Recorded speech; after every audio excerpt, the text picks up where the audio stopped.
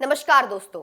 रूस और यूक्रेन के बीच चल रही जंग अब एक ऐसे मोड़ पर पहुंच गई है जहां आसमान से बारूद नहीं बल्कि मौत के ड्रोन बरस रहे हैं।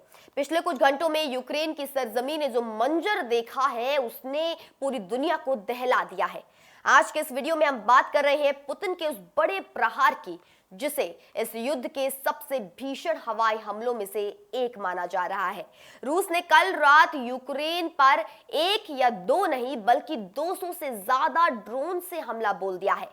आज हम समझेंगे कि इस हमले के पीछे पुतिन की क्या रणनीति है और जेलेंस्की की सेना इसका सामना कैसे कर रही है।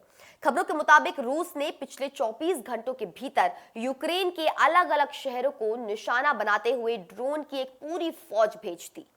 इन हमलों का मुख्य मकसद यूक्रेन के एनर्जी इंफ्रास्ट्रक्चर यानी बिजली और पानी की सप्लाई को पूरी तरह तबाह करना है, ताकि कड़कड़ाती ठंड में यूक्रेन के लोग घुटने टेकने पर मजबूर हो जाए। राजधानी कीव से लेकर ओडेसा तक हर तरफ सायरन की गूंज और धमाकों की आवाजें सुनाई दे रही हैं।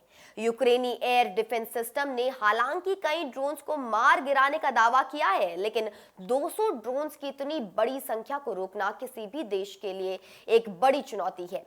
अब सवाल ये उठता है कि पुतिन ने अचानक इतने बड़े पैमाने पर ड्रोन अटैक क्यों शुरू किए।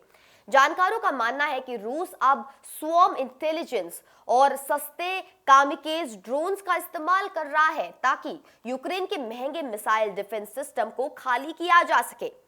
जब यूक्रेन के पास मिसाइलें खत्म हो जाएंगी तब रूस बड़े हवाई हमले कर सकता है। दूसरी तरफ राष्ट्रपति जेलेंस्की ने हार न मानने की कसम खाई है। उन्होंने पश्चिमी देशों से फिर से गुहार लगाई है कि उन्हें और भी ज्यादा उन्नत एयर डिफेंस सिस्टम और लंबी दूरी की मिसाइलें दी जाए ताकि वे रूस के अंदरूनी हिस्सों तक हमला कर सके। इस युद्ध का असर अब सिर्फ इन दो देशों तक सीमित नहीं है। अंतर्राष्ट्रीय बाजार में कच्चे तेल की कीमतें और अनाज की सप्लाई पर फिर से संकट के बादल मंडराने लगे हैं। जहां एक तरफ दुनिया शांति की अपील कर रही है, वहीं पुतिन के ये 200 ड्रोन संदेश दे रहे हैं कि ये जंग अभी थमने वाली नहीं है। यूक्रेन के कई शहर अंधेरे में डूबे हुए हैं और लोग मेट्रो स्टेशन और बंकरों में रात बिताने को मजबूर है। ये मंजर याद दिलाता है कि आधुनिक युद्ध में तकनीक कितनी खतरनाक हो सकती है। अब देखना ये होगा कि क्या यूक्रेन इस बड़े हमले के बाद कोई पलटवार करता है या फिर अंतर्राष्ट्रीय दबाव रूस को रोकने में कामयाब होता है। जिस तरह से ड्रोन्स ने आज युद्ध की परिभाषा बदल दी है, वो आने वाले समय में सैन्य विज्ञान के लिए एक बड़ी केस स्टडी बनने वाला है। आपको क्या लगता है, क्या यूक्रेन को पश्चिमी देशों से और हथियार मिलने चाहिए या अब बातचीत की मेज पर आने का वक्त आ गया है? अपनी राय हमें कमेंट सेक्शन में जरूर बताएं और ऐसी और खबरों के लिए देखते रहिए सिर्फ और सिर्फ इंडिया न्यूज। धन्यवाद।